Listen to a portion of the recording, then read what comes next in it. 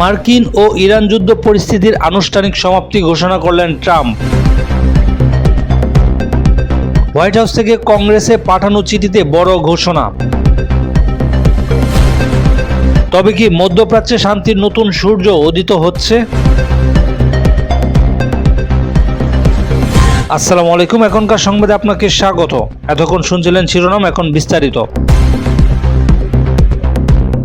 বিশ্ব রাজনীতির মোড় ঘুরিয়ে দিয়ে মার্কিন প্রেসিডেন্ট ডোনাল্ড ট্রাম্প আনুষ্ঠানিকভাবে ইরান মার্কিন যুদ্ধ পরিস্থিতি সমাপ্তি ঘোষণা করেছেন। কংগ্রেসের নেতাদের কাছে পাঠানো এক আনুষ্ঠানিক চিঠিতে ট্রাম্প জানান, গত 28 ফেব্রুয়ারি থেকে শুরু হওয়া ইরান ও যুক্তরাষ্ট্রের মধ্যকার সরাসরি যুদ্ধ এখন সমাপ্ত। ট্রাম্পের এই ঘোষণার পর বিশ্বজুড়ে এক বড় ধরনের স্বস্তির নিঃশ্বাস বইছে। চিঠিতে তিনি উল্লেখ করেছেন যে গত 7 এপ্রিল থেকে দুই দেশের মধ্যে কোনো সরাসরি গোলাগুলি বা সংঘর্ষের ঘটনা ঘটেনি, যা মূলত যুদ্ধ শেষ হওয়ার প্রধান কারণ।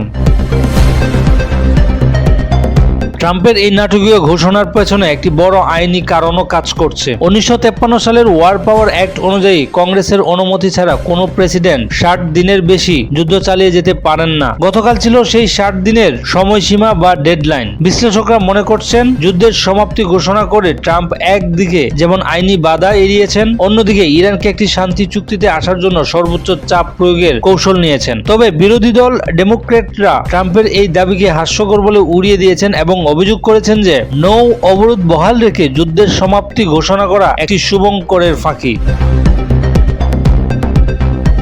যুদ্ধ পরিস্থিতি সমাপ্তি ঘোষণা করলেও একটি দীর্ঘমেয়াদী শান্তি চুক্তি নিয়ে এখনো রুদ্রশ্বাস নাটক চলছে। পাকিস্তান ও ওমানের মধ্যস্থতায় ইরান একটি নতুন শান্তি প্রস্তাব পাঠিয়েছে। তবে president Donald Trump white house থেকে ফ্লোরিডায় যাওয়ার পথে সাংবাদিকদের জানিয়েছেন তিনি ইরানের এই প্রস্তাবে সন্তুষ্ট নন। ট্রাম্পের ভাষ্যমতে ইরান এখন এতটাই দুর্বল হয়ে পড়েছে যে তারা যে কোনো মূল্যে চুক্তি করতে চায়, কিন্তু তিনি এমন একটি চুক্তি চান যেখানে ইরানের পারমাণবিক স্বপ্ন পুরোপুরি ধূলিসাৎ হয়ে যাবে। অর্থাৎ যুদ্ধ থামলেও কূটনৈতিক লড়াই এখন অনন্য উচ্চতায়।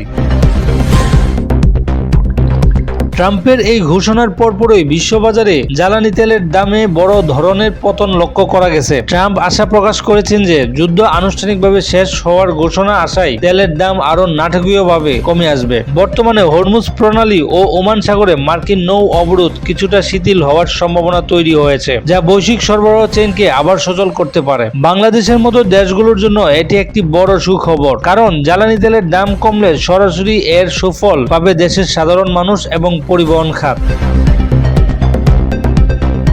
এই ছিল এখনকার সংবাদের বিস্তারিত। পরবর্তী সংবাদ দেখতে আমাদের সাথেই থাকুন। ধন্যবাদ।